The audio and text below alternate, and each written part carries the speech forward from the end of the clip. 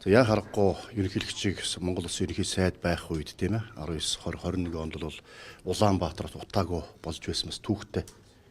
Ямар ч агарын бохирдол хоёр дахин багас буурчс бид бүхэн мэднэ. Тэр үеийг бас ярьж байна. Тийм бас намайг ерөнхий сайд байхад хүн болгон энэ утааг шийдэхийн тулд анхаарч ирсэн. Шахмал түлшний асуудал шийдсэн. Замун одоо түүхийн нөрс оруулах хоригдсон.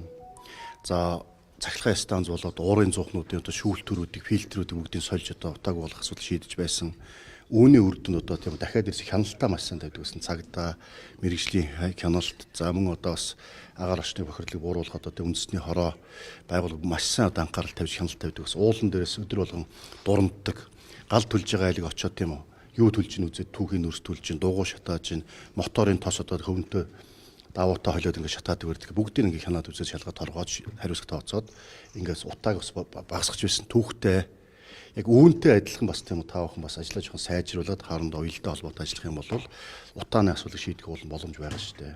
Болж игэл одоо тийм байдлаар хоёр дахин бууруулаач урд нь болж байсан энийгээ буцаа сэргээгээч цаашлаад одоо тийм үү энэ одоо гал түлхэхгүй болох тийм инженерийн байгууламж барьж байгуулах байдлаар утаанд онцгой анхаараач. Яагаад ингэж ажлын уялдаа холбоо алдагдчихв? Яагаад ингэж утаа ихсэж вэ?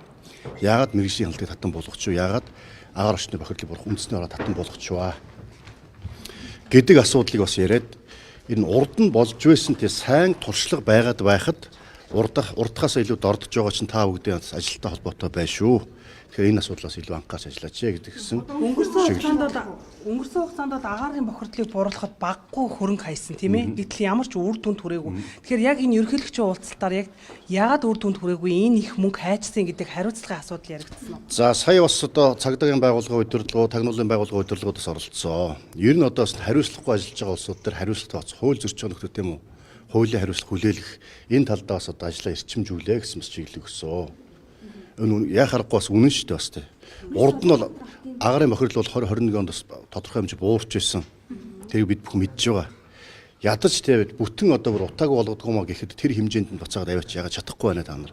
Зөндөө хөрөнгө зарж зөндөө олон тийм ям тамгын газартаа болчиход энэ асуудлыг шийдэж чадахгүй байгаа чад. Та бүхэн ажиллаа сайн хийхгүй байгаатай холбоотой шүү дээ гэдэг асуудлыг одоо ерөнхийлөгчөөс хэлээд энэ дээр илүү ажиллаа эрчимжүүл илүү одоо тийм буух эзэн буцах хаягта ажилдаа ороо. Салбар дундаа ингээд бие биендээ битээ байгаль орчны яамны эрчим хүчний яамд ацаглаад тийм үү эрчим хүчний яамд хотын захиргаар ацаглаад ингээд одоо хотын захиргаа нь одоо юу гэдэг шахмал хүчний үйлдвэрлэл ацаглаад ингээд дээрээс нь ийм байдлаар хяналт тавьдаг байгууллага байхгүй болсон мэрэгжлийн хяналтаа татан болгоцсон энэ салбар дундаа уялдаа сангад ажилладаг байсан агаар орчны бохирдлыг урах үндэснээр татан болгоцсон ийм байдал чинь л одоо таа бүгдийн алдаа болоод байх шиг байна л гэж хэлж байна.